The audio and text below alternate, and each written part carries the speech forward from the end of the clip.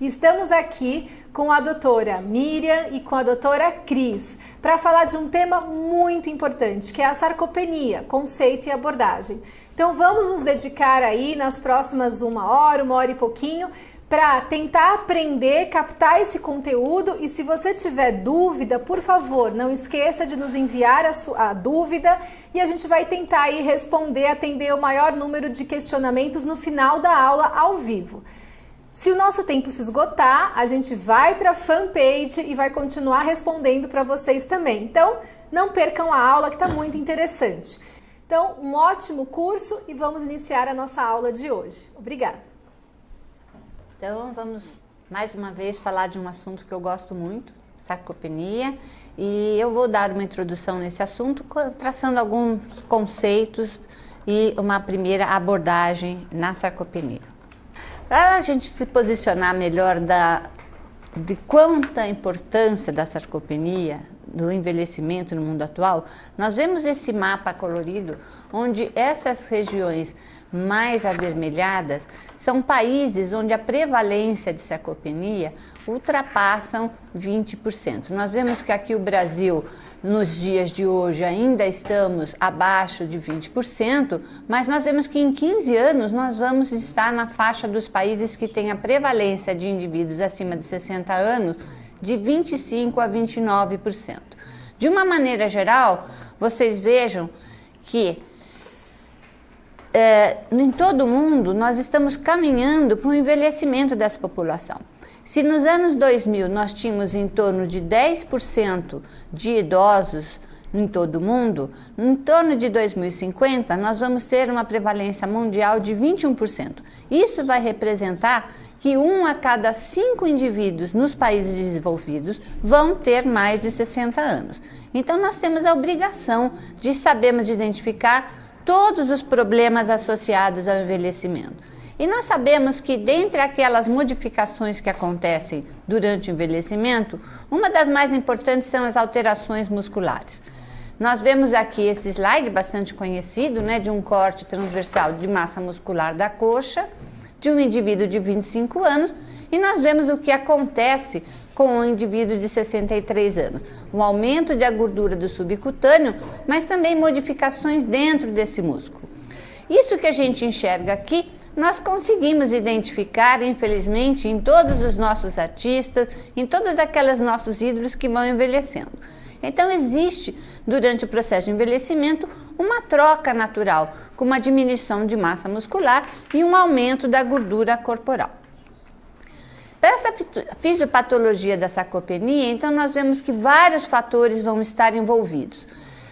Nós temos a diminuição das unidades motoras, nós temos o processo de aterosclerose, nós temos a diminuição da deficiência de vitamina D, nós temos diminuições hormonais, mas aqui eu vou chamar a atenção para 2 fatores que são mais ou menos modificáveis, né? Além da deficiência de vitamina D, nós temos a diminuição da atividade física e uma diminuição da ingestão calórica e proteica. Então, esses fatores são aqueles fatores que nós chamamos de modificáveis no processo da fisiopatologia da sarcopenia. Todos os outros a gente pode modificar de alguma maneira ou outra, com melhores atitudes, com melhores hábitos de vida, hábitos saudáveis, mas esses 3 fatores são os que nós vamos nos ater durante essa aula de hoje. Como vocês podem ver, essa perda muscular durante o processo de envelhecimento, ela não é homogênea em todos os músculos, nem em todos os entre os homens e mulheres. Nós vemos aqui do lado esquerdo a perda da massa muscular no bíceps, no lado de cima nós vemos a curva masculina e a curva feminina. Nós vemos que mesmo que esse processo aconteça entre homens e mulheres de uma maneira semelhante, os homens sempre terão mais massa muscular no braço do que as mulheres. Diferentemente, nós vamos ver aqui do lado direito o que acontece com a curva de perda de massa muscular do quadríceps. Nós vemos que os homens têm mais massa muscular do que as mulheres, mas numa determinada fase da vida, por torno de 80 anos, homens e mulheres vão ter a mesma quantidade de massa muscular. E isso se deve principalmente pela falta de uso. E outro fator interessante que nós temos nesse slide é mostrar que quando se chega em torno dos 90 anos, nós vamos ter basicamente a mesma quantidade de massa muscular da coxa do que uma criança de 5 anos. Então, nós podemos entender com muita facilidade por que um garoto de 5 anos tem tanta energia para correr e um idoso de 90 anos tem tanta dificuldade assim até para caminhar. Aqui nesse outro diapositivo, o que eu chamo a atenção é que a diminuição de massa muscular não é da mesma velocidade do que a força muscular. Se vocês olharem aqui à esquerda, nós vemos que a massa muscular, independente da raça, que nós temos diversas raças representadas, existe de uma maneira mais ou menos linear, em torno de 1 a 2% por ano. Em relação à perda da força, na verdade ela acontece mais rapidamente a partir de uma determinada faixa etária e essa velocidade então é em torno de 1,5% a 3%. Então existe um descompasso entre a perda de força muscular em relação à perda da massa muscular. E isso talvez se dê ao fato desse processo que acontece no músculo, que é chamado de mioesteatose. Então, mesmo antes de diminuir a quantidade da massa muscular, nós vemos que esse músculo se vê infiltrado de gordura. E essa gordura dentro do músculo, apesar daqui no bife de Kobe, que é um bife famoso, muito caro, a carne mais cara do mundo, a gordura intramuscular é o que dá a qualidade dessa maciez da carne. Quando nós falamos da nossa coxa, essa gordura vai atrapalhar a função. Então vocês vejam que mesmo mantendo uma circunferência da perna semelhante ou até maior, essa idosa do lado direito de 67 anos, com certeza não vai ter a mesma função muscular do que essa mulher jovem de 26 anos.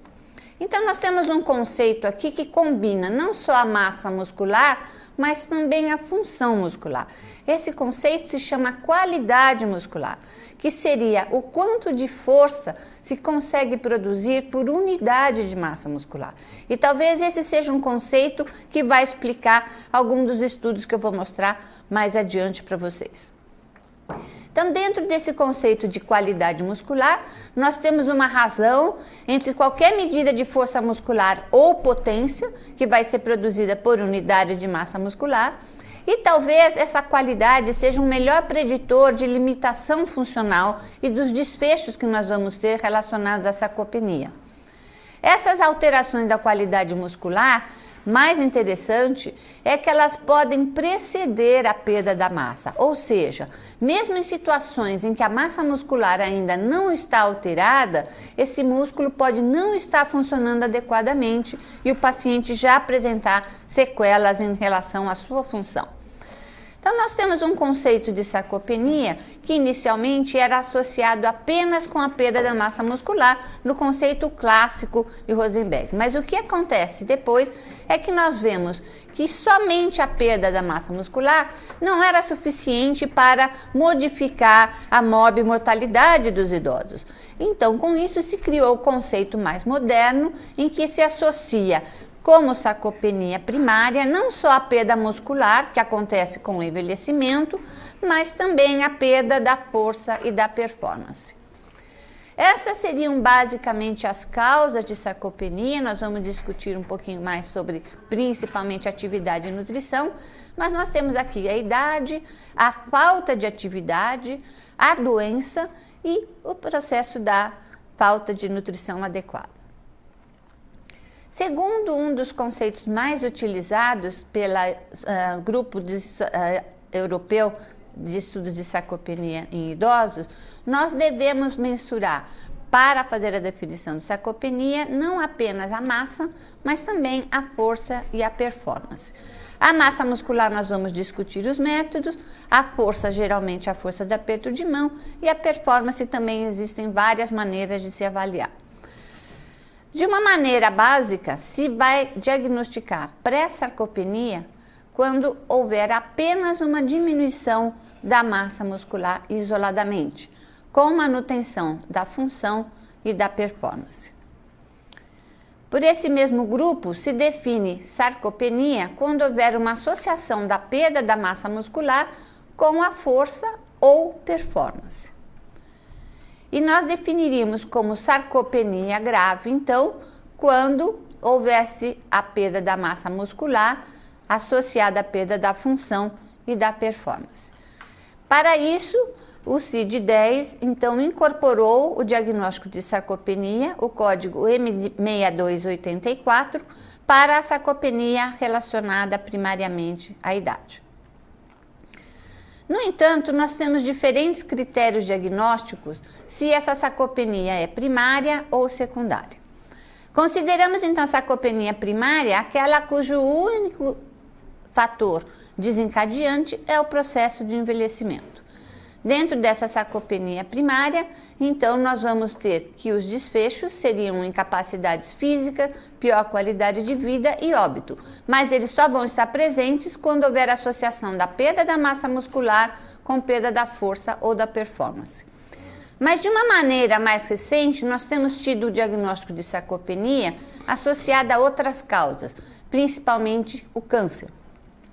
Nessa situação de sarcopenia secundária, a sarcopenia é basicamente um sinônimo de baixa massa muscular, que teria um outro nome, miopenia.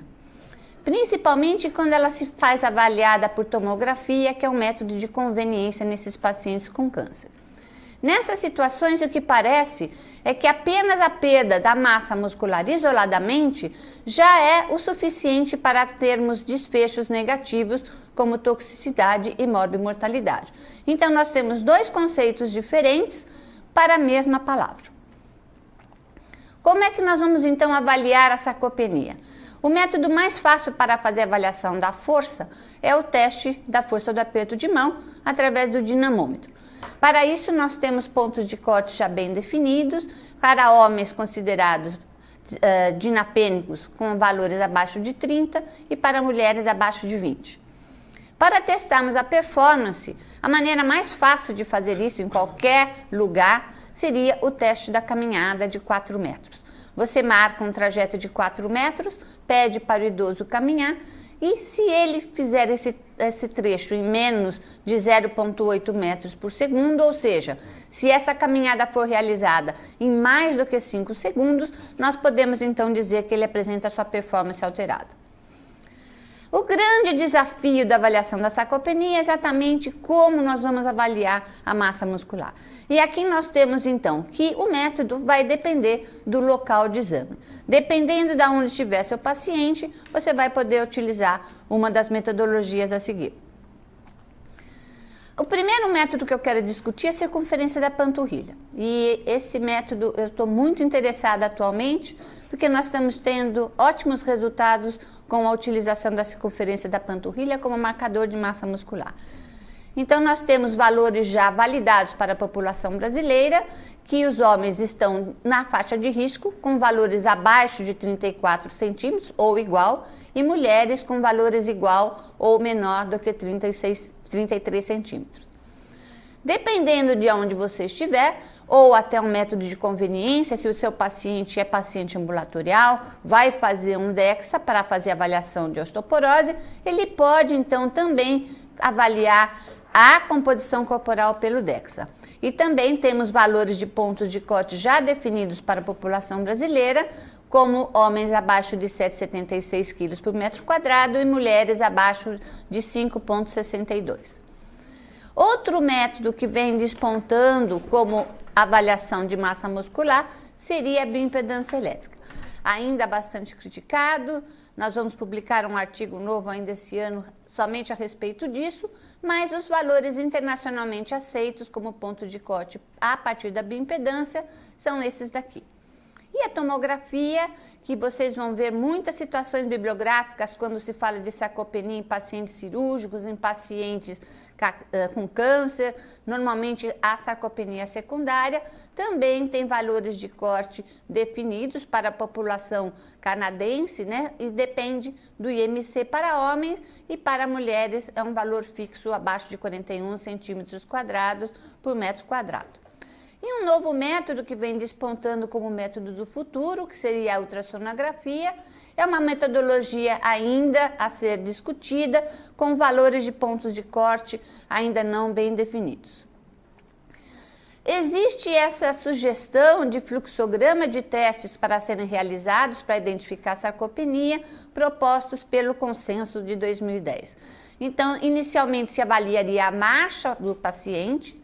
Se essa marcha fosse normal, se avaliaria a força, e caso a força também fosse normal, a gente consideraria esse paciente sem sarcopenia. No entanto, usando essa metodologia, nós não vamos ter a chance de detectar a pré-sarcopenia, ou seja, aqueles pacientes que apresentam apenas a perda da massa muscular.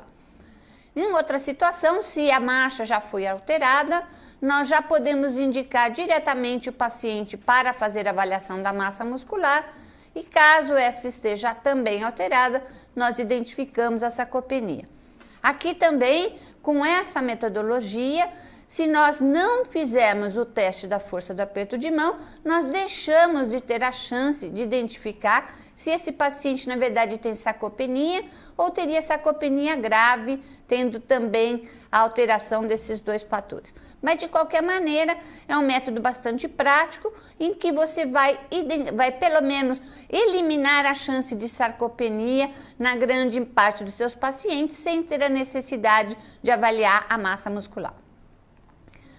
Usando essa metodologia de EXOP, então nós temos vários países do mundo publicando seus estudos de prevalência, e esses estudos também nós temos aqui realizados no Brasil. Essas prevalências variam bastante, de 6,5% até 22%, quase 23% no Irã, dependendo então do país analisado, uma vez que todos usaram a mesma metodologia no critério. No entanto, existem algumas justificativas para essas diferenças das prevalências. Nós vemos aqui nesse estudo de 2014 que, utilizando a mesma população, sendo avaliada por diferentes critérios operacionais, nós tivemos diferentes prevalências de sarcopenia. Então, na mesma população masculina, essa prevalência variou de 0,5 até 5,3, ou então de 1,8 até 13,3, somente pela modificação dos critérios operacionais. Da mesma maneira, quando a gente decide avaliar a massa muscular, essa prevalência vai variar dependendo do método que a gente utilizou. Essa meta-análise recentemente publicada uniu 35 estudos, quase 60 mil indivíduos, publicados por vários autores, e vocês vejam que quando a bioimpedância elétrica é utilizada para avaliar massa muscular, existe uma tendência a superestimar a prevalência de sarcopenia quando comparado aos estudos que utilizaram o DEXA para essa mesma avaliação. Além da diferença de prevalência, quando a gente fala de diferentes populações, diferentes métodos, nós temos a prevalência diferente em ambientes diferentes.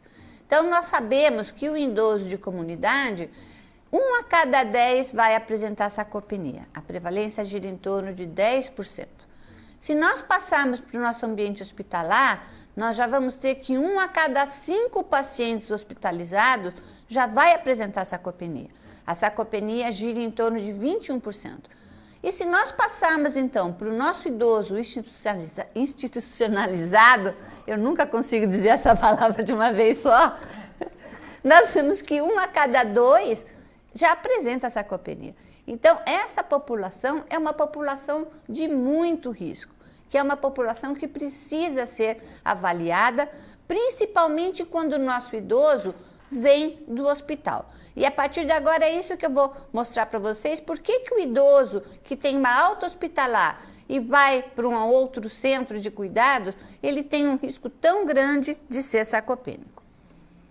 Aqui é um método bastante simples que foi desenvolvido para avaliação da rastreamento da sarcopenia, simplesmente combinando 5 questões a respeito da força, da necessidade de ajuda para caminhar, da necessidade de ajuda para levantar de uma cadeira, subir escadas, frequência de quedas e a medida da panturrilha. Então, vocês vejam que com essas 5 perguntas e a medida da panturrilha, a gente consegue identificar aquele paciente que estaria sugestivo de sarcopenia e encaminhá-lo para fazer uma melhor avaliação. E esse método foi recentemente publicado em outra em outras instituições, mostrando que é um método bastante adequado para rastreamento de sarcopenia, exatamente em clínicas. Vocês vejam aqui que existe uma sensibilidade, uma especificidade bem alta, uma área diagnóstica sobre a curva ROC bem elevada e um valor preditivo positivo e negativo também bastante satisfatório. Então, vocês vejam que essa associação da panturrilha com as perguntas do SARC-F é um bom método para rastreamento de sarcopenia. Quais seriam, então, as consequências dessa sarcopenia que nós estamos encontrando com tanta prevalência? Vocês vejam aqui várias delas, dependendo de como nós estamos falando, né? Em casos de câncer, toxicidade, nós temos o idoso da comunidade com incapacidade física, quedas e fraturas, aumento da fragilidade, o nosso paciente hospitalizado vai aumentar a mortalidade e também o seu tempo de hospitalização. Então, todos esses são consequências importantes que vão gerar um aumento de custo. No ano de 2000, nos Estados Unidos, foi estimado um custo direto de 18 bilhões e meio só em hospitalizações, instituições e home care com essa patologia. E essa mortalidade associada à sarcopenia, ela vai girar em torno de 3 vezes, independente do ambiente. Vocês vejam que seja na comunidade, seja nas instituições, ou seja no paciente hospitalizado, a mortalidade sempre vai aumentar quando a sarcopenia estiver associada. E nós temos esse estudo bem interessante que foi publicado agora também em 2017, em que 655 pacientes foram avaliados usando os critérios do EXOP, e vocês vejam que no momento da admissão, já quase que mais de 1/3 deles já apresentava sarcopenia. Mas mais importante ainda, apenas 14% estavam sem sarcopenia na admissão e mudaram para a sarcopenia durante a hospitalização. Entre eles, eles tiveram mais de 10% de perda de massa muscular. Se nós somarmos isso daqui, os que já internavam com aqueles que se transformaram em sarcopenia durante a hospitalização, nós temos que no momento da alta, metade dos idosos vão ter sarcopenia. E é esse o idoso que nós vamos receber, né? E ele estudou quais eram os fatores que aumentavam o risco desses pacientes idosos que internavam sem sarcopenia e desenvolviam a sarcopenia durante a hospitalização. E vocês vejam aqui que um dos fatores modificáveis que nós temos é o repouso no leito. E é esse que eu chamo do vilão do idoso no hospital, juntamente com a falta da proteína. Vocês vejam que aqui nós não podemos mudar, né? Aumentava em 23% para cada deficiência de atividades da vida diária que ele tivesse. Nós vemos que aqui são fatores protetores, como o IMC e a quantidade de músculo, mas vocês vejam que aumenta em 5% por dia o risco do paciente desenvolver sarcopenia se ele fica na cama. Então, de todos esses fatores aqui que vocês provavelmente já ouviram falar como fatores de risco para desenvolvimento de sarcopenia, vocês vejam que eu fiz de vermelho o repouso no leito, porque esse, juntamente com os fatores nutricionais colocados aqui, são aqueles que nós vamos ter mais chance de modificar se nós criarmos uma política de tirar o nosso idoso no leito. Esse estudo é um dos poucos estudos que existe em 2009, mostrando o tempo que o idoso passa no leito durante a sua hospitalização. E mais importante, ele passa 20 em cada 24 horas, podendo ter condições de se movimentar.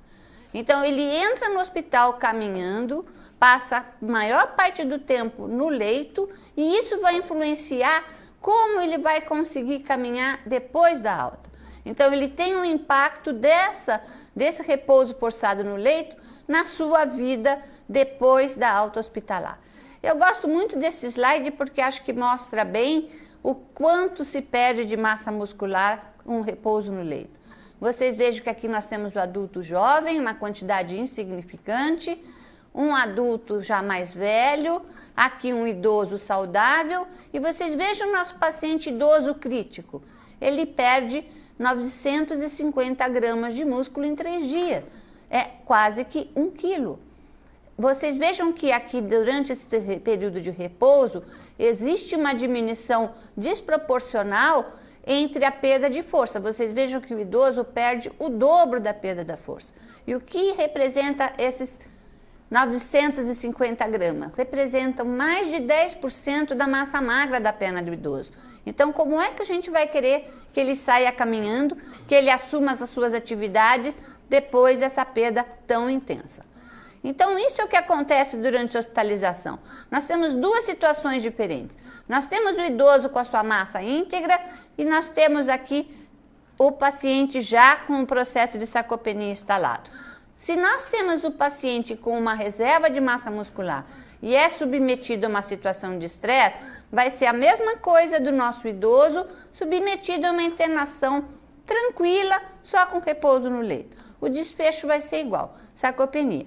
Então, nós temos que pensar que o repouso no leito, independente de como o paciente vem, ele vai sair sarcopênico.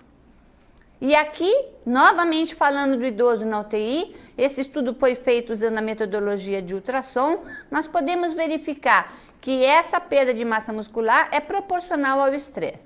E em situações em que nós temos falência de múltiplos órgãos, essa perda de massa muscular vai corresponder a um envelhecimento de 20 anos. Então, 10 dias de UTI para o nosso idoso, ele tem consequência na massa muscular correspondente a 2 décadas do seu envelhecimento natural. Aqui, mais uma vez, falando do idoso, do paciente da UTI, vocês vejam que são vários os fatores que vão determinar essa perda desse músculo esquelético.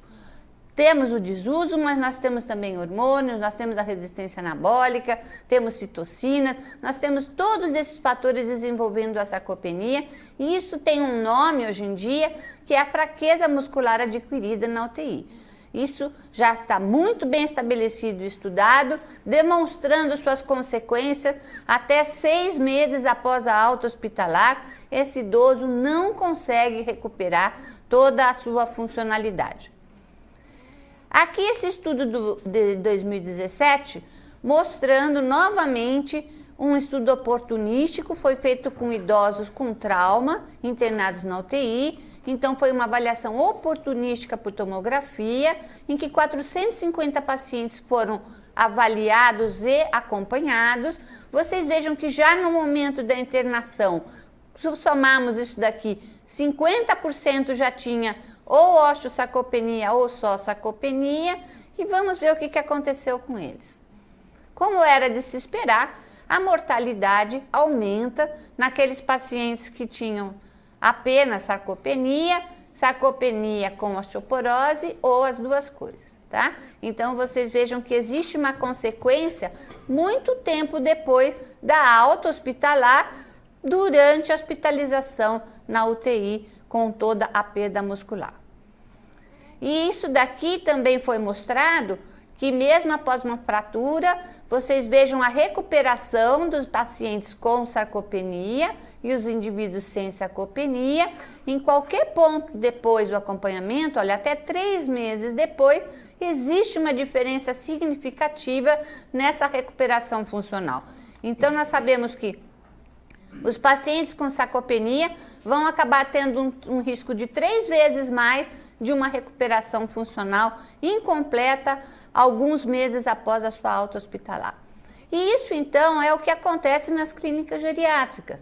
Nós temos vários estudos de prevalência mostrando que esses pacientes têm sarcopenia, sim, em torno de 35% a 40%, mas o que chama atenção aqui é que vocês vejam que é muito mais prevalente a perda da performance e a perda da força do aperto de mão. Então, nós temos muito mais idosos que, apesar de não termos perda avaliada da massa muscular, eles já apresentam consequências na sua performance ou na sua função. Então, isso faz a gente pensar um pouco se realmente a gente não tem que chamar de pré-sarcopenia isto daqui, e não só a perda da massa muscular. Isso daqui é uma consequência direta daquilo que nós conversamos, a perda da qualidade muscular. Eles ainda mantêm a mesma massa, mas essa massa já está infiltrada de gordura. Ela não tem mais a funcionalidade. Então nós vemos que mesmo eles não tendo perda da massa muscular, eles já têm sequelas funcionais em quase 100%. Aqui na média vai dar uns 70%, 80% com alterações funcionais. Então, isso daqui nos mostra que no momento existe uma ausência dessa relação entre baixa massa muscular e perda da função e da performance, que pode ser muito mais precoce do que a gente imagina. E aqui esse estudo, para finalizar, é uma coisa que eu achei muito interessante que nós vamos poder discutir depois, Miriam. Vocês vejam que não foi possível associar essa sarcopenia que nós identificamos nas clínicas, não foi possível associar com uma maior mortalidade. Vocês vejam que a sarcopenia não foi significativa nem para quedas, nem para morte e nem para hospitalização. Então fica aquela pergunta, pelo menos a explicação que eu dei, né? Será que essa falta de associação não é porque naqueles indivíduos que a gente não está considerando como sarcopênico, eles já têm perda de força, já têm perda da função e isso aumenta o risco? Então o risco fica quase igual? Porque fica um contrassenso a gente falar que no hospital o nosso idoso com sarcopenia tem sequelas de mortalidade e, no entanto, quando se fala de home care e nessas outras situações, esse estudo não conseguiu mostrar o aumento da mortalidade. Isso fica para nós discutirmos depois. Então, para concluir, gente, eu queria dizer que o rastreamento da sarcopenia pode e deve ser feito em todos os ambientes, principalmente prestar atenção na hospitalização e principalmente no idoso que tem alta e vai para casa. Para o início de avaliação desse idoso deve ser feito o seu rastreamento e identificação da sarcopenia. O paciente idoso hospitalizado é um paciente de risco para sarcopenia, não importa como ele interne e principalmente quando se fala de UTI.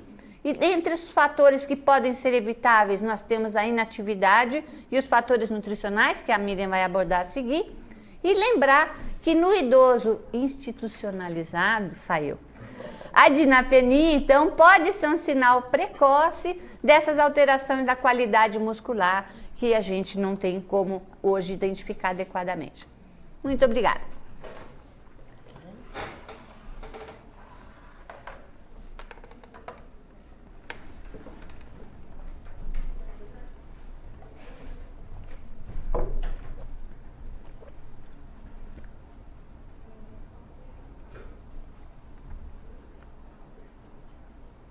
Agora vamos... Bom, pessoal, então a gente está dando uma pausinha aqui. Eu vou aproveitar para agradecer o pessoal que está conectado aqui assistindo com a gente. O pessoal da UNAERP estão juntos assistindo. Grupo Ideal Care, a equipe da Home Doctor, Rio de Janeiro, São Paulo, todas aqui com a gente. Sempre Saúde em Goiânia, Captamed, Grupo Mederi, especialmente o pessoal de Brasília. CEGEM de Cornélio Procópio, obrigada por estarem aqui conosco. Pessoal da Unimed Maringá, Unimed Londrina também, obrigada. E além disso, temos muitas pessoas do Brasil todo, então temos Fortaleza aqui com a gente, Salvador, Belém, Florianópolis, pessoal de São Paulo também, não poderia deixar de prestigiar. Maringá, Betim, Santa Rosa. Bom, pessoal, obrigada por estarem aqui com a gente. E a gente vai, nesse Helping Care nós vamos mudar um pouco. Então, eu vou fazer algumas perguntas agora para a doutora Cris e depois a gente segue com a doutora Miriam, tudo bem? O doutor Walter, doutora Cris, ele é o médico da MTN do Hospital Novo Atibaia e ele pergunta: quais são as ferramentas para avaliar a sarcopenia ambulatorial que tem a melhor especificidade? O questionário SARC-F, MRC, dinamometria? Qual que é a sua opinião sobre isso? Bom, na verdade, existe uma combinação de fatores. Tudo que você me apresentou são componentes da sarcopenia. Tá? Então, o SARC-F, ele é um método de rastreamento, não é um método diagnóstico. Você poderia aplicar o SAQ-F em todos os seus pacientes, uma vez que ele é um método que vai identificar o risco. Identificado o risco, você vai aplicar as ferramentas para a avaliação da sarcopenia. São 3 componentes, como eu disse. No ambulatório, você pode fazer a caminhada, você pode fazer a dinamometria e você pode escolher ou a circunferência da panturrilha novamente, ou a dinamometria, ou você encaminha o paciente para fazer um DEXA ou uma bioimpedância. Dependendo do método que você tiver, você vai avaliar força, performance e função, os 3 componentes da sarcopenia. No ambiente hospitalizado, apenas alguns estudos demonstram que desses 3 itens, o mais difícil do paciente hospitalizado realizar seria a caminhada. Então, os estudos sugerem a força do aperto de mão e a massa muscular tem como ser avaliados, mas a caminhada no doente hospitalizado, no paciente hospitalizado, que teria mais dificuldade. Mas no paciente ambulatorial, os 3 componentes devem ser avaliados. Tá certo, doutora. Obrigada. Então, vamos dar continuidade aqui com a aula da doutora Miriam Najas, falando um pouquinho da sarcopenia no idoso, a intervenção nutricional. E depois a gente volta para as perguntas, tá? Ok, obrigada. E aí a gente vai dar continuidade agora na aula, como vocês acabaram de ver com a doutora Maria Cristina, até a avaliação é muito complicada. A avaliação, para a gente chegar ao diagnóstico de sarcopenia, nós ainda estamos com dificuldade. Agora, imaginem vocês a gente passando agora para a questão da intervenção nutricional em uma situação onde temos ainda dificuldade para fazer o diagnóstico. Mas esse é o nosso desafio, é com isso que nós estamos vivendo e é isso que nós temos que tentar trabalhar com muito mais força, que todo nutricionista precisa, todo nutricionista que trabalha com idoso precisa pensar nessa situação, porque é uma situação realmente bastante complicada e é o que nos dá muito problema. Quando a gente para e pensa nesses estilos, no que envolve a sarcopenia, ela está aqui, ela está no estilo de vida, ela está no processo de envelhecimento, ela está em doença crônica, ela vem da hospitalização, ou seja, ela está dentro de um escopo aqui que ele é muito amplo, ou seja, ele está na nossa vida, a sarcopenia está aí. Quando a gente pensa no processo de envelhecimento, eu queria que a gente pensasse um pouquinho a respeito do que está dentro, onde começa isso aqui. Isso aqui eu estou falando de uma sarcopenia que poderíamos colocar como uma sarcopenia primária, que seria, na verdade, a menopausa. Então, nós já temos aqui as mulheres na menopausa fazendo o processo de perda de massa muscular, que não é contado. A gente, obviamente, não tem a perda da função, da performance, mas a gente tem a perda pura de massa muscular pelos processos, obviamente, hormonais que vivemos. E dali para frente é que começamos a ter bastante complicações em relação à sarcopenia, pelos nossos aumentos de composição corporal, aumento de gordura corporal, e assim vamos complicando cada vez mais. A gente tem que pensar sempre na sarcopenia como um processo bem mais amplo do que a gente imagina.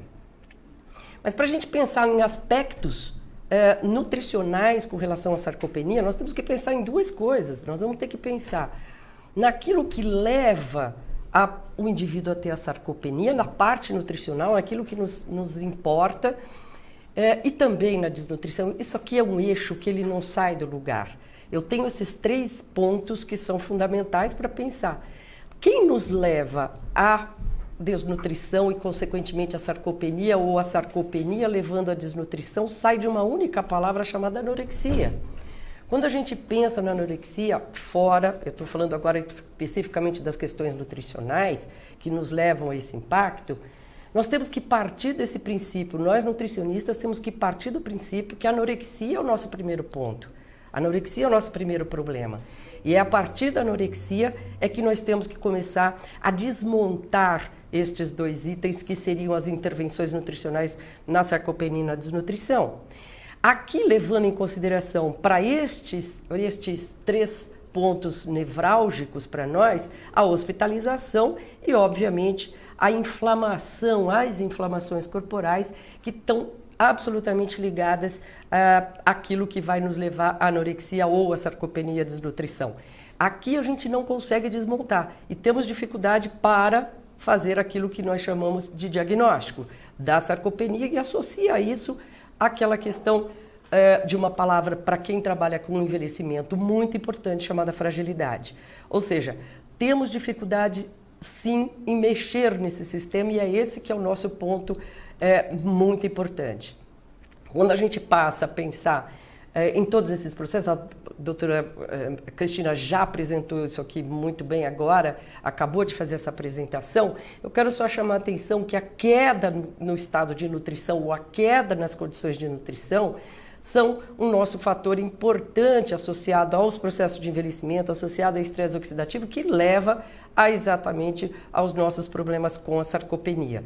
Então, todo nutricionista tem que pensar muito que esses processos todos estão andando ao mesmo tempo e tem muita coisa aqui que não cabe a nós conseguirmos fazer nenhuma intervenção, mas a questão dietética, a questão nutricional é o nosso ponto. Para isso, a gente tem que fazer, começando sempre a fazer o diagnóstico, antes de chegarmos no ponto da sarcopenia, mas fazemos o diagnóstico da desnutrição. A ferramenta é sempre simples, ela é a que a gente precisa usar, ela é a que nós precisamos sempre difundir, que é a mini avaliação nutricional. Ela é uma avaliação que nos dá risco de desnutrição, que nos dá desnutrição, mas ela é ela faz um rastreamento, ela faz prevenção, ela faz acompanhamento e ela responde aos nossos tratamentos de uma forma bastante simples. Então eu coloquei isso aqui, não é o mote da nossa discussão, a questão da desnutrição, mas sem ela eu não consigo sair. Eu quero que vocês voltem sempre pensando que nós estamos aqui falando, saindo da anorexia para conseguir entrar naquilo que é o nosso tratamento. Em relação ao modelo, isso aqui é a mini avaliação nutricional, essa é a triagem dela, que é muito simples e nós precisamos de ferramentas muito simples. Em geriatria isso é muito importante que a gente trabalhe com ferramentas simples, como a gente acabou de ver o SARC-F para o rastreio da sarcopenia. E a mini avaliação nutricional, essa é a triagem dela, que eu não preciso trabalhar com IMC, são 5 perguntas muito simples, mas posso trabalhar com a circunferência da panturrilha, que, como vocês também acabaram de ver, para a gente é um marcador de massa muscular bastante interessante e nós precisamos difundir o máximo possível a utilização da circunferência da panturrilha, porque ela faz toda uma diferença para a gente na intervenção. E aí nós chegamos no ponto que para a gente é muito importante. O que é que falta? Falta eu saber, como nutricionista, de que forma eu vou fazer essa intervenção. Eu tenho que primeiro passar por aquilo que significa a nutrição e a alimentação. Eu preciso primeiro definir quais são o nosso equilíbrio entre gasto energético e a necessidade energética desse paciente, para que a gente consiga ter valor calórico adequado. Nós, na maioria das vezes, não sabemos qual é o valor calórico indicado para aquele paciente, seja na comunidade, seja o indivíduo que esteja numa ILPI ou seja no indivíduo hospitalizado. Infelizmente, ainda fazemos pouco esse trabalho. Esse trabalho é um trabalho que o nutricionista precisa fazer com muito mais cuidado, para que em cima da necessidade, e a partir do momento que eu faço a adequação do valor calórico, aí sim eu posso começar a pensar no restante. Mas esse ponto para a gente, eu insisto, é a coisa mais importante, é o que nós temos que ter de muito trabalho e para conseguir tirar o indivíduo da anorexia.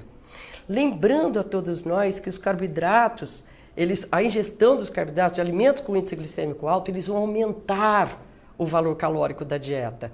E é esse alimento, é essa ingestão que eu preciso ter sempre o mais alto possível. A ingestão de alimentos que tenham índice glicêmico, com um índice glicêmico que aumenta o valor calórico. Os alimentos com baixo índice glicêmico, eles dão muita saciedade. Eu tenho que fugir desse tipo de alimento. Isso aqui é um trabalho que o nutricionista precisa colocar os seus conhecimentos de dietética bastante em prática para que a gente consiga montar a dieta. Não é o indivíduo conseguir comer. Para tirá-lo da anorexia, e todo o tempo a gente precisa trabalhar para que ele saia da anorexia. Então, eu tenho que trabalhar com alimentos com alto índice glicêmico. As proteínas, a gente tem que lembrar que a proteína ela tem uma saciedade alta, né? Ele tem um alto efeito térmico.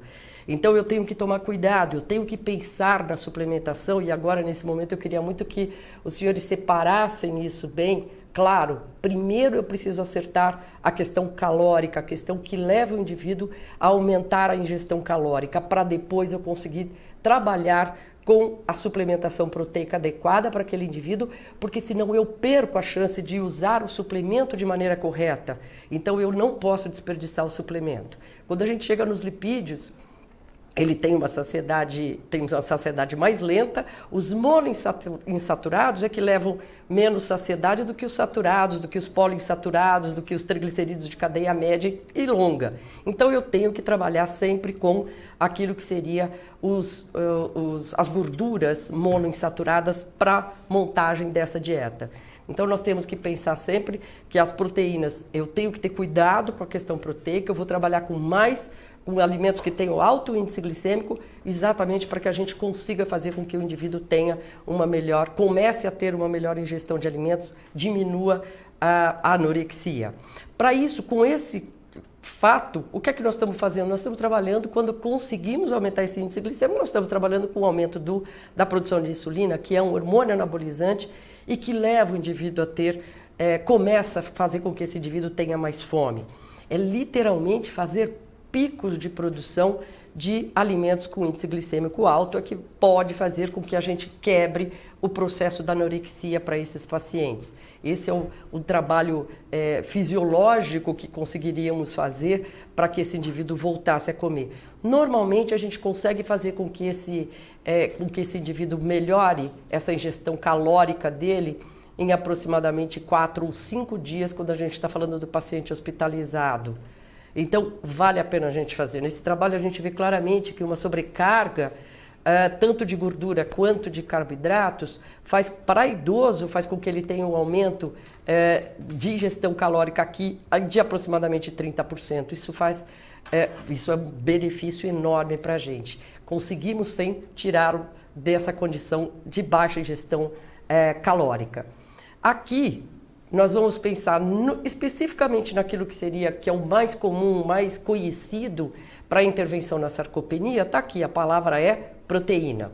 Mas eu volto a chamar a atenção dos senhores, eu só consigo pensar e posso pensar na proteína a partir do momento que eu conseguir fazer a adequação calórica anterior, que eu conseguir fazer o ajuste para aquilo que seria a anorexia desse indivíduo.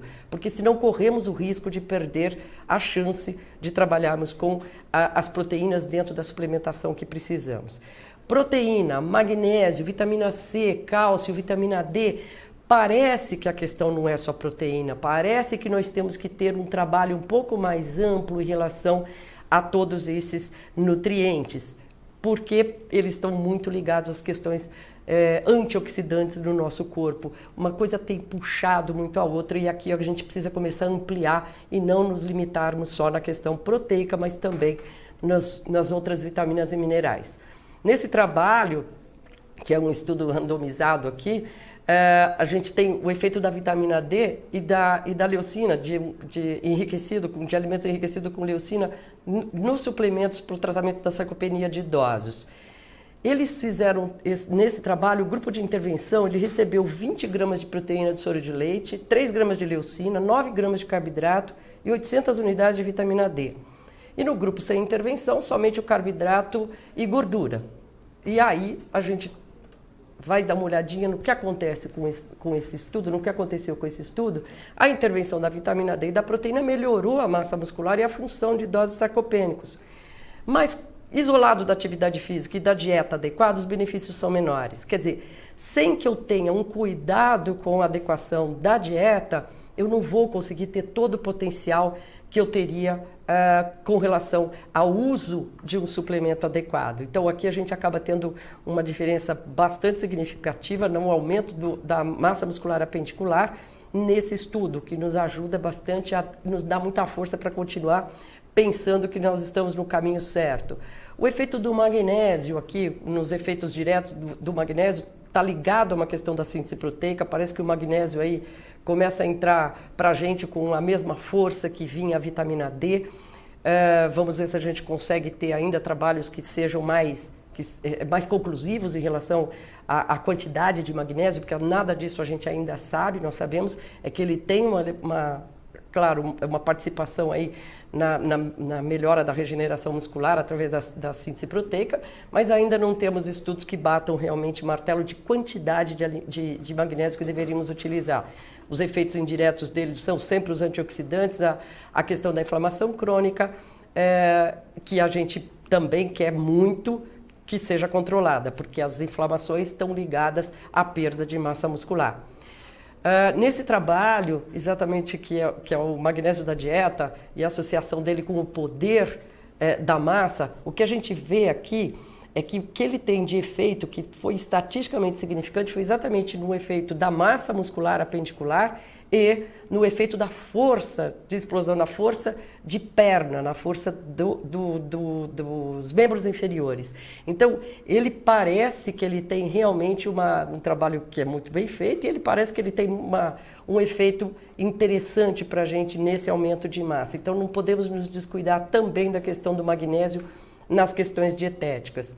Os outros dois fortes antioxidantes, que é a vitamina C e a vitamina D, exatamente pela questão da seu poder antioxidante, da imunidade e da inflamação, eles entram sendo muito bem-vindos e a gente não pode esquecer dessas duas vitaminas também na dieta desses pacientes que vamos tratar ou vamos cuidar de tirá-los da sarcopenia. Ou seja, é um complexo que a gente precisa pensar. Mas, infelizmente, quando a gente olha como é que está a alimentação da população idosa brasileira, esses dados são os dados da POF de 2008 e 2009, que foram publicados em 2013, quando nós olhamos, esse aqui é para o sexo masculino, nós temos lá inadequação da prevalência de magnésio, 86%, vitamina D, 98%, vitamina E, 99%, vitamina de cálcio,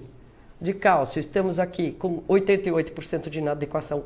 A inadequação da dieta, ela está muito alta, da população do Brasil. Para o sexo feminino isso não muda muito, praticamente tem uma diferença aí de 10% ou no máximo 10%, mas ela continua com uma inadequação em todos eles, tanto no magnésio, quanto na vitamina D, quanto na vitamina C, na vitamina E e no cálcio. Todos eles com uma inadequação muito alta. Então nós precisamos pensar que primeiro precisamos consertar essas questões dietéticas para depois também usarmos para uma opção boa, quais são os suplementos que a gente pode trabalhar mais para esses pacientes, mas todos eles estão na inadequação. Parece que usar proteína, aminoácidos ramificados são as melhores opções hoje que nós temos, leucina, isoleucina, valina, mais adequação da dieta, vem se mostrando como um quadro que fecha bastante como a solução para isso. Mas essas adequações dietéticas ainda nós temos que discutir bastante, né? Quantidades de proteína, como oferecer essa proteína, uma vez que o idoso ingere muito pouca carne. Nós comemos, com o nosso processo de envelhecimento, nós vamos diminuindo muito a quantidade de proteína de ingestão proteica. E daí, fazer essa adequação realmente não é uma das tarefas mais simples que se tem para fazer. Quando a gente pensa nesses aminoácidos, aqui uma tabela só para a gente ter um pouco de ideia de quanto é que a gente tem, né? A gente tem a dileucina aqui numa carne, enfim, na carne vermelha, em alcatra, frango, no leite. As quantidades de leucina estão aqui, por volta de a carne vermelha é a que melhor tem a maior quantidade de leucina, a gente vai encontrar em 100 gramas de carne, mas dificilmente a gente consegue fazer com que esse nosso paciente ingira essas 100 gramas de carne em cada refeição, que seria exatamente o que se espera. Então, para manter ou recuperar a massa muscular, a gente teria que ter de 1 a 1,2 gramas por quilo de peso. Para uma dieta anabolizante, de 25 a 30 gramas de proteína em cada uma das refeições principais, sendo que em cada uma delas, café da manhã, almoço e jantar, nós teremos que ter de 2,5 a 2,8 gramas de leucina, o que é uma quantidade bastante alta que nós deveríamos ingerir. Mas sempre nós temos que pensar na fonte de proteína, no tempo de ingestão, a suplementação de aminoácidos, tudo deve ser considerado na hora de fazer essa recomendação de proteínas para idosos. Mas o que nós sabemos hoje, para manter esse músculo ou para recuperar, a quantidade proteica é bastante elevada mesmo. Não só a quantidade, como a forma como temos que passar essa distribuição de proteína que nós temos que fazer em café da manhã, almoço e jantar, ela é bastante difícil, não faz parte do hábito do brasileiro comer essa quantidade de proteína tão elevada, por exemplo, no café da manhã e muito menos no jantar. Então nós temos o almoço como sendo teoricamente a melhor refeição para que a gente possa oferecer a proteína e mesmo assim eles ingerem pouco. Então tem que existir um trabalho de educação nutricional bastante forte. O nutricionista precisa saber o que é que ele tem que começar a fazer de orientação para que ele consiga tentar pelo menos melhorar essa ingestão de proteína. Podemos estar nos perguntando o que faremos com o rim desse paciente. E eu costumo sempre brincar com essa história do rim. Eu digo, olha, eu digo sempre que esse é o problema do médico, não é um problema do nutricionista, né? Quando a gente tem um clearance de até 30, a gente pode gastar, esse artigo mostra pra gente que a gente pode abusar da nossa quantidade de proteína. Abaixo de um clearance de 30, não, a gente teria que discutir, obviamente, entre equipe e aí sim tomar a decisão de quanto é que a gente pode trabalhar ou não, porque aí nós temos que ficar naquela dúvida que é bem difícil. Esse indivíduo vai ter a desnutrição, ele é sarcopênico, ele vai ser desnutrido. E aí a gente fica na decisão, vamos deixá-lo morrer? Não, nós temos que tentar fazer alguma coisa para esse indivíduo. Quanto é que a gente pode fazer, o que é que a gente pode gastar, na verdade, do rim desse indivíduo, mesmo com clearance abaixo de 30. Nesse trabalho, mostrando, exemplificando para os senhores a questão da suplementação na sarcopenia, esse trabalho é o trabalho feito com pacientes com fratura de fêmur hospitalizados. E aqui a gente olha que ele tem uma melhora, a suplementação na admissão e na alta, você tem uma manutenção do peso. Aqui no pontilhado aqui nós temos o trabalho com a intervenção, né? Então, o indivíduo que recebeu suplementação no pontilhado aqui, tanto o peso, quanto a massa magra, quanto a massa pendicular, quanto a massa de gordura, todas elas foram muito benéficas, todos os resultados foram muito benéficos, estatisticamente significante, o peso, a massa magra e massa apendicular foram as melhores respostas nesse artigo. Mas ele é um animador para a gente, esse artigo, porque ele mostra que mesmo no hospital a gente tem que fazer uma intervenção muito forte, principalmente para os indivíduos com fratura de fêmur, porque eles estão acamados. Como a doutora Cristina acabou de apresentar, o indivíduo na cama, a gente sempre brinca quando nós damos aula, o melhor lugar para termos um paciente no hospital é fora da cama. Se a gente pudesse tirar a cama dos pacientes hospitalizados, seria melhor, né? Se eles ficassem em pé. Mas aqui, ainda com fratura, é impossível. Então, eles vão estar acamados e eles vão perder muita massa muscular, o que para a gente difícil, era muito difícil pensar que conseguiríamos recuperar. Esse trabalho mostra que sim, dá para fazer a recuperação. A escolha do suplemento que nós devemos fazer, ele deve ser só feito a partir daquilo que eu já decidi qual é a necessidade calórica e proteica dele. E aí eu consigo fazer uma adequação primeiro da calórica, fazendo com que ele saia da anorexia, e daí eu consigo começar a fazer a suplementação proteica. É importante a adequação, obviamente, às doenças crônicas pré-existentes, suplementar a proteína quando o valor calórico estiver adequado e a anorexia superada. Isso eu já repito para os senhores aí, nós vamos gastar pelo menos uns 5 dias para que isso seja feito. E ser agressivo na intervenção nutricional e na suplementação proteica é algo que a gente precisa fazer. Ser bem agressivo, isso não faz parte normalmente daquilo que o nutricionista faz, seja no hospital, seja numa ILPI, ou mesmo no trabalho ambulatorial, ou numa unidade básica de saúde, ou no próprio consultório. Mas precisamos ser, porque não dá para esperar. A sarcopenia, ela vem quando ela aparece, muitas vezes não dá tempo. Nós temos que imaginar que nós vamos usar a sarcopenia, nós vamos esperar que essa sarcopenia já apareça. Se a gente já discutiu que isso pode acontecer já na menopausa, imaginem que isso é algo que tem que ser tratado de qualquer forma com antecedência. Aqui só para ilustrar aos senhores os graus de recomendação e de evidência da sarcopenia no tratamento da sarcopenia, e aqui estão exatamente todos os itens que nós discutimos, com exceção da parte da atividade física, que tem uma evidência A em relação ao tratamento da sarcopenia, porque nada do que a gente está dizendo, que não temos tempo para discutir, mas nada do que estamos dizendo aqui faria sentido se o indivíduo não fizer nenhuma atividade física. Com atividade física, nós temos as respostas sempre muito melhores. Então, os níveis a recomendação e os níveis de evidência entre 1 e 1B e 1A é para todos os itens que a gente discutiu o que acontece.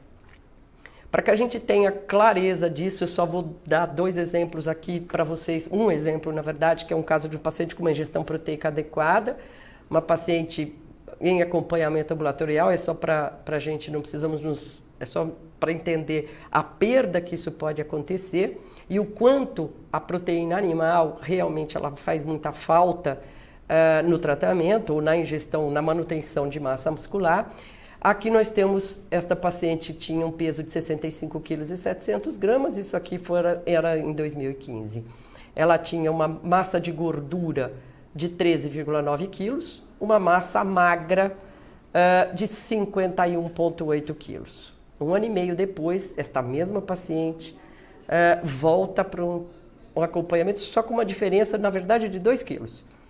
Só que o que ela tem de diferente? A massa de gordura passa para 19,9 quilos e a massa muscular cai para 47,9 1 ano e meio depois de uma dieta vegetariana. Ou seja, é muito difícil manter a massa muscular com uma dieta especificamente vegetariana. Essa paciente comia carne normalmente, estava muito bem e ela faz uma troca usando a questão vegetariana. Porque isso é sempre uma pergunta que é muito feita para a gente, então aqui é só para a gente ter certeza que isso é algo que nós não devemos estimular, ou seja, passarmos principalmente acima dos 50 anos, passarmos a ingerir só proteína vegetal para a manutenção da nossa massa muscular é bastante complicado, é algo bem difícil.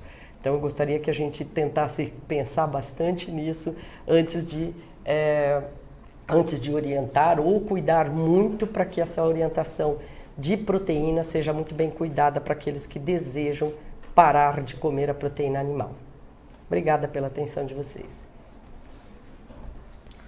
Obrigada, doutora Miriam. Obrigada, doutora Cris.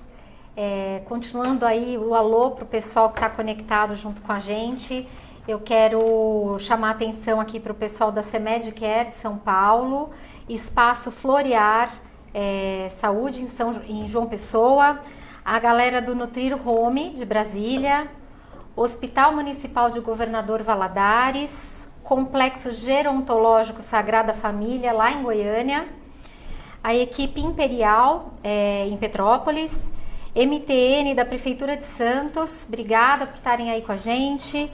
Também o pessoal da Secretaria de Saúde do DF, sempre participando aí do Avante, obrigada. As nutricionistas do CRI Norte aqui de São Paulo e o Hospital do Rim. Obrigada, pessoal. E agora, então, nós vamos dar início a algumas perguntas, nós temos aí uns 15 minutinhos. E a primeira pergunta vai para a doutora Miriam. E quem pergunta é a Cindy de Santo André e ela diz assim: a minha avó tem 88 anos e está sarcopênica, porém não tem diagnóstico. Creio que tudo se deu devido a uma dieta mal orientada no pré-operatório da retirada da vesícula, pois foi retirada toda a gordura da dieta e não foi encaminhado a uma nutricionista. Sendo assim, o resultado foi perda de calórica e, consequentemente, perda de energia, ficando mais acamada e mais fraca. Atualmente ela está com Alzheimer moderado, com rápida piora, e ela pergunta o que pode ser feito para que haja estacionamento da doença ou até mesmo, se possível, recuperação. Bom, obviamente dá para parar a perda de massa muscular que ela vem tendo, né? O Alzheimer, obviamente, é outro agravante aí, porque o Alzheimer entra também ajudando nessa perda de massa muscular, mas sem dúvida nenhuma é possível que fazendo uma adaptação, fazendo uma ingestão, seja com uma proteína líquida, seja na base do carboidrato, ou o próprio suplemento, e aí o mercado tem vários suplementos que podem ser utilizados, que vão melhorar duas coisas, e para ela o importante seriam as duas coisas, a calórica e a proteica. Então ela mereceria um suplemento nutricional que seja rico em calorias e rico em proteínas, para que ela consiga começar a fazer essa interrupção da perda de massa muscular. Se ela não estiver, quer dizer, mesmo ela estando acamada, ela precisa ter uma fisioterapia associada a isso para que a resposta seja mais adequada. Mas é possível que ela recupere sem dúvida nenhuma.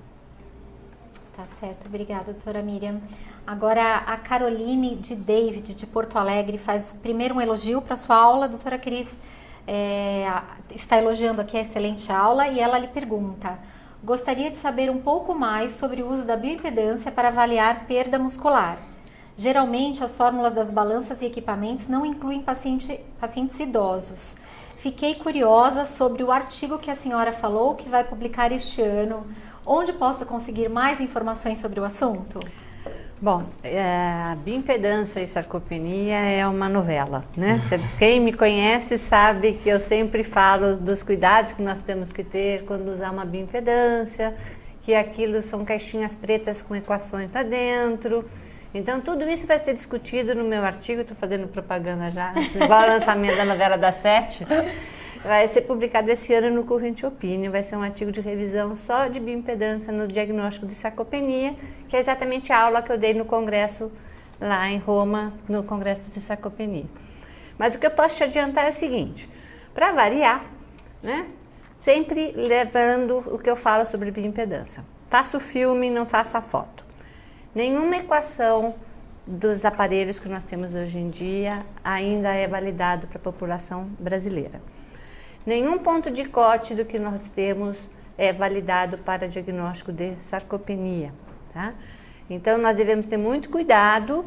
O que nós podemos fazer é, como a Miriam apresentou, usar a bioimpedância para um acompanhamento, né? Se você percebe que o paciente vem perdendo massa muscular num acompanhamento pela bioimpedância, isto é adequado para você identificar. Mas, infelizmente, nós não temos os pontos de corte nos aparelhos que nós dispomos aqui no Brasil para fazer a identificação de sarcopenia. O ponto de corte que nós temos validado pelo Conselho Europeu de Sarcopenia é uma equação isolada que foi desenvolvida em 2004, equação de Janssen. Então, na verdade, não é nenhuma das equações que está dentro dos aparelhos. Nós deveríamos pegar os valores e aplicar naquela equação. Então, os pontos de corte de sarcopenia ainda dependem da equação de Janssen. Todos os outros aparelhos não têm nenhum ponto de corte. Tá? Não sei se foi clara a resposta. Sim, nós vamos ter que esperar então mais...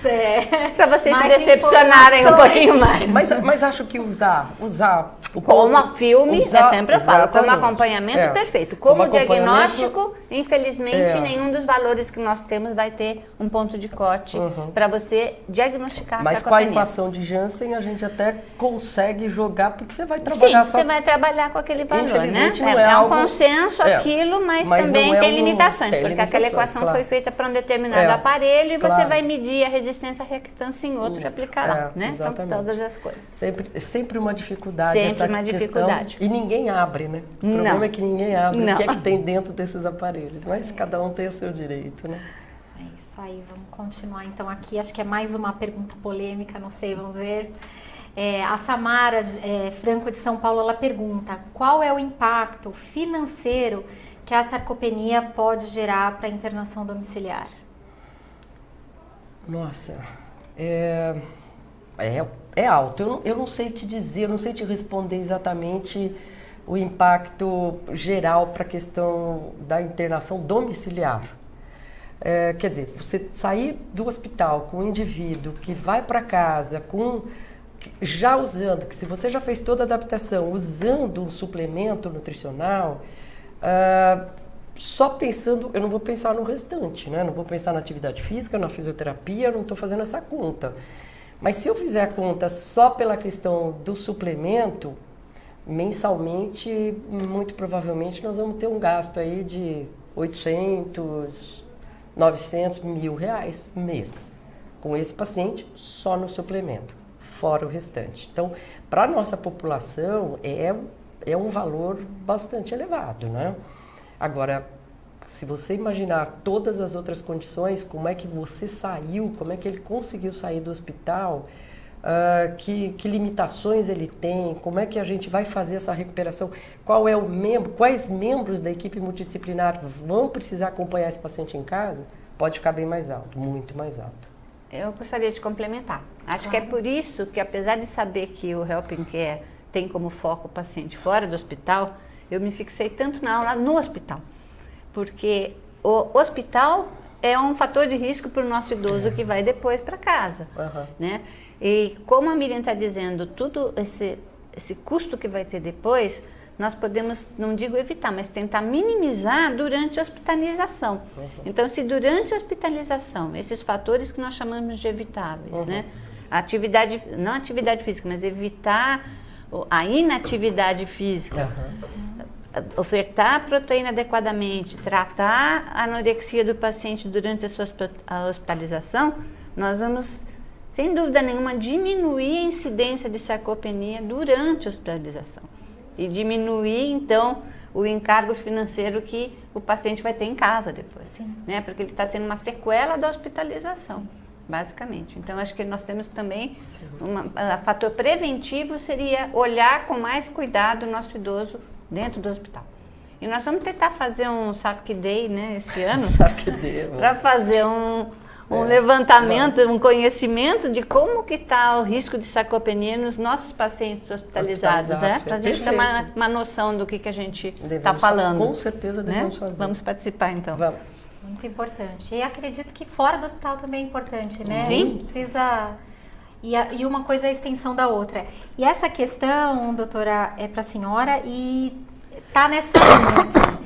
Então, o Alan Borges, de Vitória da Conquista, ele pergunta: como tratar um paciente idoso que desenvolve uma sarcopenia em ambiente de UTI e sendo este um indivíduo pós-traumático de AVCH? Ele segue internamento hospitalar ou ele sai para casa com força e função muscular extremamente comprometidas? O que fazer? Eu não entendi. Ele segue a internação ou vai para casa? Com é uma função opção e força ou outra? muscular... Não, acho que tirar do hospital sem dúvida o quanto antes. Né? Se ele tem condições de ir para casa, ninguém vai segurar o paciente dentro do hospital para tratar a sarcopenia. A sarcopenia vai ser tratada em qualquer lugar. Mas é importante você identificar esse paciente que saiu da UTI com risco e começar a tratá-lo o mais precocemente possível. Aliás, uma das coisas que nós mais, pelo menos para mim, né, me interessou muito no congresso é o quanto eles estão avançando nessa atividade do paciente crítico.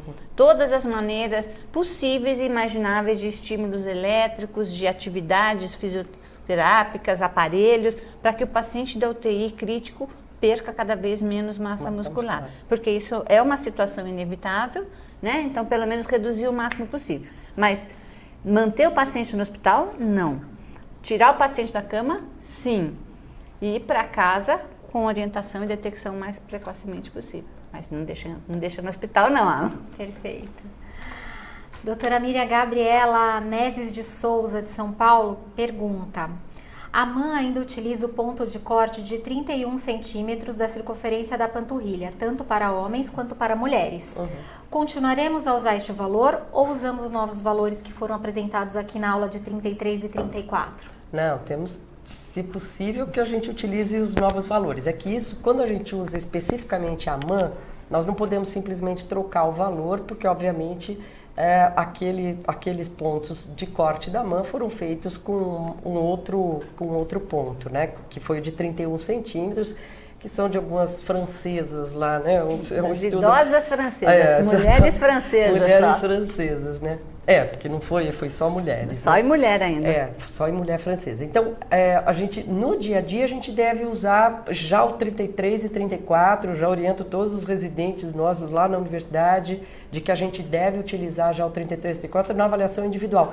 Na MAN, não. Quando você aplica a MAN e você vai usar a MAN para dar o diagnóstico, para rastreio de desnutrição, a gente ainda tem que usar o 31.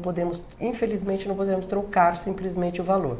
Mas no dia a dia, sem dúvida nenhuma, 33 e 34, que vocês vão sentir a diferença do que é uma panturrilha de 33 e 34, vocês vão sentir a diferença da desnutrição ou da sarcopenia, na verdade, que vocês vão ver nos pacientes de vocês. Tem que trocar.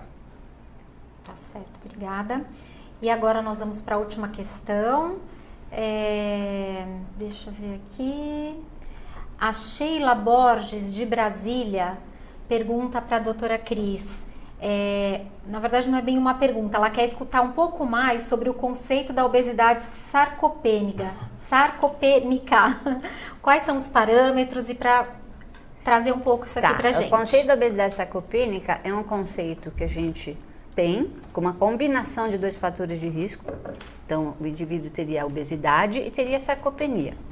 Só que o problema seria como definir obesidade e como definir sarcopenia, né? A sarcopenia nós temos mais ou menos um caminho. A obesidade você pode definir através do IMC, que vocês sabem que eu odeio, e tem a definição que seria um excesso de massa muscular, quando você usa a combinação de métodos de composição corporal. E os trabalhos da Carla Prado, que ela estudou bastante obesidade sarcopênica em pacientes com câncer, o que ela usou? Ela tinha pacientes com IMC, que ela considerava o ponto de corte de 30, associados com a presença de sarcopenia identificada pela tomografia. Tá? Isso é uma metodologia aceita. Porém, o método ideal, você teria obesidade sarcopênica, inclusive em indivíduos com IMC normal. Tá? E essa obesidade sarcopênica, quando eu fiz um estudo nos pacientes com quimioterapia, funciona como um fator de risco elevadíssimo. Né? Então foi quando nós conseguimos levantar a dúvida daquele paradoxo da obesidade. Né? Que a obesidade, na verdade, só é um fator protetor quando você tem massa muscular adequada. Quando você tem obesidade sarcopênica, ela é um fator de risco maior do que todos eles. Tá? Então a definição ideal seria você avaliar o paciente na composição corporal, você ter seus pontos de corte de massa muscular e massa de gordura adequadas, e aquele paciente que tivesse um desequilíbrio entre eles, né? Então isso pode acontecer inclusive com IMC normal, você tem um obeso sarcopênico, né? Então você precisa tomar cuidado de como ela está sendo definida, mas todas as definições ainda estão em debate. Ainda tem é interessante a gente pensar que não tem nenhuma condição clínica pior do que a obesidade sarcopênica. Nada é pior do que você ser obeso sarcopênico. Você pode ser só sarcopênico, você pode ser desnutrido, você pode ser normal com obesidade, só obesidade, mas a hora que você junta essas 2 condições clínicas, a obesidade sarcopênica, estamos com uma grande bomba atômica. Essa é a famosa bomba atômica. É a famosa bomba atômica. Para conseguirmos fazer alguma intervenção. Ela é bem difícil de ser tratada. E só uma coisinha que eu queria deixar para finalizar antes, porque que a gente fala tanto da questão da inatividade, voltando um pouquinho, é porque dentro do conceito de resistência anabólica, que a gente sabe que existe no idoso, e daí toda essa necessidade maior de proteína, para que a gente possa aumentar a síntese, hoje em dia se sabe que a inatividade física, o repouso no leito, também aumenta a resistência anabólica, inclusive em jovens. Então, a resistência anabólica está associada à inatividade física. Então, a inatividade física ela vai contribuir para essa perda de massa muscular por 2 mecanismos. Não só pelo mecanismo de desuso do músculo, mas também aumentando a resistência anabólica. Então, você vai dar a mesma quantidade de proteína e o indivíduo não vai poder aproveitar adequadamente. Então, por isso que eu estou levantando tanto essa bandeira do risco da inatividade física no ambiente hospitalar. Né? Ele é realmente um inimigo dos nossos pacientes. Perfeito.